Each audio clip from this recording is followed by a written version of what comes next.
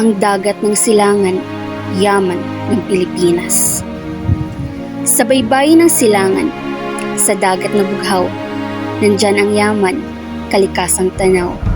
Pilipinas ang may karapatan, sa dagat na mahal, hindi para sa dayuhan, ito'y tanging sa atin lamang. Pilipinong mangingisda, sa alon nagsusumikap, sa bawat patak ng pawis, kabuhayan ay hinahabi. Ang dagat ay para sa atin, kayamanang walang kapantay, sa Pilipinas lamang, ito'y dapat maipaglaban. Sa hangin ng kalayaan, ang sigaw ay maririnig, ang dagat ng Pilipinas sa atin ay matatagpuan. Hindi ito para sa banyaga, hindi para sa dayuhan. Ang karapatang pinagtibay, dapat nating panindigan.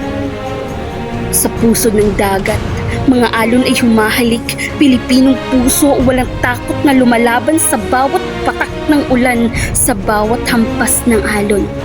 Ang dagat na ito, sa Pilipinas ang trono. Kaya't isigaw, Pilipinas, ang karapatan ay atin, sa bawat patak ng dugo, sa bawat sigaw ng laban, ang dagat ng silangan sa atin ay tatanghalin. Para sa Pilipinas lamang, ito'y dapat na ang kinun.